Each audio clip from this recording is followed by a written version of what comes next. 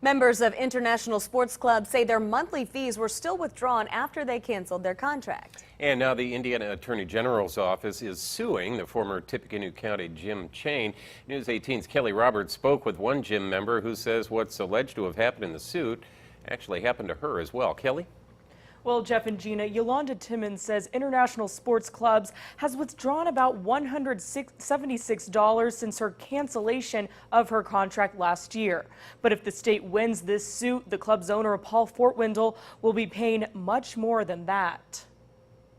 In a lawsuit against Paul Fortwindle as owner of International Sports Clubs, the Indiana Attorney General's office says he violated the Deceptive Consumer Sales Act after gym members say he continued to withdraw monthly payments after they canceled their contracts. 12 members are named as plaintiffs in the suit. Yolanda Timmons is not one of those 12, but she says the same thing happened to her.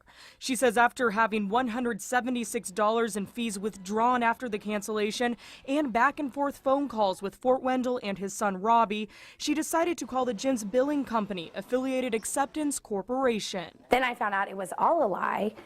They document every single phone call at AAC. Even if they pull up your account by mistake, it's going to be documented that, oh, Yolanda Timmons' account was pulled up and it was a mistake.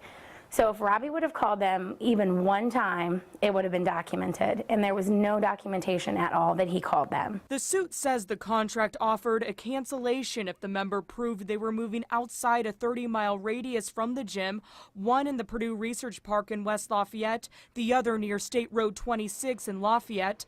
Both are now under new ownership. The members would also have to pay a $75 cancellation fee, turn in their membership cards, and make sure all payments are up to date. In some cases, members say they stopped payments only to have AAC put adverse information on their credit reports. They kept calling me and asking me, when I was going to pay them the money. And finally, I just told them, I said, look, this is what I've been through. I'm not paying you any money. I haven't checked my credit since all this has happened. I assume that there is something on my credit. The Attorney General wants Fortwindle to pay $5,000 in civil penalties for every violation knowingly committed and another $500 for every act intentionally committed.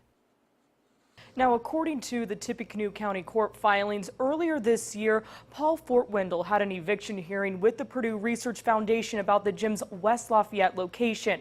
It was found Fortwindle owes more than $272,000 in rent and late fees. Fortwindle did not return News 18's calls for comment.